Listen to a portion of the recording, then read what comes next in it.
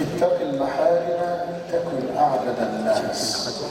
Allah'ın haram kıldığı hususlardan kaçın ki insanların en abidi olasın.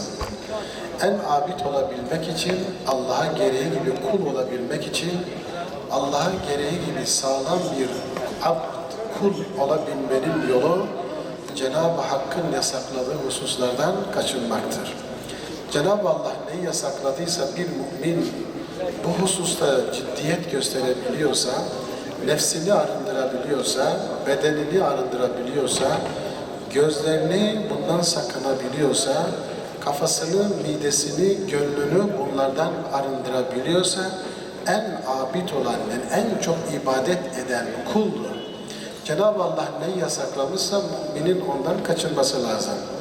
Yani boğazından haram lokma midesine inmeyecek, yani beynine, fikir dünyasına, düşüncesine yanlış düşünceler, batıl düşünceler sirayet etmeyecek, zihnine, fikrine Kur'an ve sünnet dışında başka batıl düşünceleri yerleştirmeyecek, kalbine Allah dışında, peygamber dışında başka sevgileri yerleştirmeyecek, varsa yoksa sevgilerin üstünde Allah var, onun Habibi Hazreti Muhammed Mustafa sallallahu aleyhi ve sellem vardır. İttakil maharime tekun a'beden nas. Haramlardan sakın ki insanların en abidi olasın. Şu anda Diyarbakır olarak Ulu Cami 5. Haram-ı Şerif olduğu diye için dünyada Mekke Medine'nin kardeşidir. Biz de bunu kabul ettik. İnancımız da elhamdülillah vardır. Herkes dünya olarak kim olsun gelsin görmesine, isterse ibadet etsin, isterse fotoğraf çekmeye gelsin.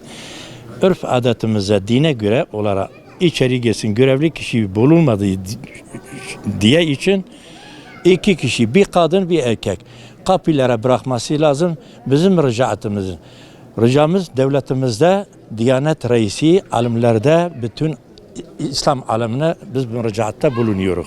Bizim ricamız burada, size de Allah razı olsun. Biz demiyorum kimse gelmesin, herkes gelsin.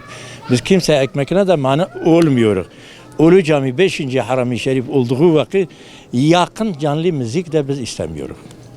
Cemaat istemiyoruz. Biz değilim, sadece ben değilim. Bunu bütün Ulu Cami cemaati söylüyor. Bizim imamların haberi var, müftilerin haberi var. Geçen seferde başörtü diye için Ulu Cami için biz imza toplamışız, göndermişiz.